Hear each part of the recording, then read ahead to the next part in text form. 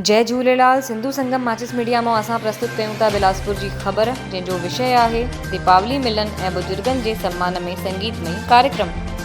3 नवंबर आर्तवार हाईटेक आदर्श पूज्य सिंधी पंचायत जूना बिलासपुर में अज संगीतमय कार्यक्रम रखियो वियो हुयो ऐं आतिशबाजी कई वई। हिन में सभिनी खां पहिरें सभई संरक्षकन द्वारा साईं झूलेलाल जन जी प्रतिमा ते माल्यार्पण करे दीप प्रज्वलन करे कार्यक्रम की शुरुआत कई वई।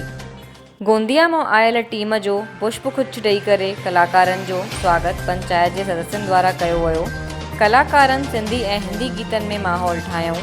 हिन संगीतमय कार्यक्रम में गोंदिया की म्यूजिकल पार्टी जलसा ग्रुप की पूरी टीम, श्री सुनील मनुजा ऐं भोपाल की सुश्री प्रिया शानदार तरीके से बुजुर्गन के सम्मान में पंहिंजी प्रस्तुति ॾिनी।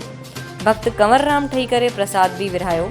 त हिन कार्यक्रम के सफल ठाहिण में अध्यक्ष नंदलाल पुरी ऐं उन्हनि जी पूरी टीम प्रयास कयो ऐं उन्हनि खे सफलता भी मिली।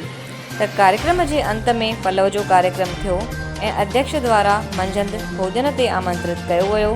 सभिनीनि भोजन जो आनंद वरितो।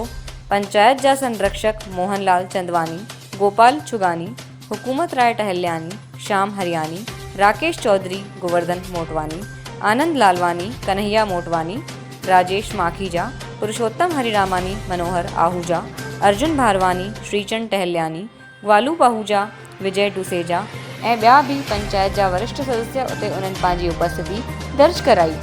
त हिन अवसर ते सिंधु संगम माचिस मीडिया जा डायरेक्टर विजय डुसेजा जो काफ़ी सम्मान कयो वियो। त ख़बर के लाइक ऐं शेयर कयो, असांजे चैनल के सब्सक्राइब कयो। जय झूलेलाल।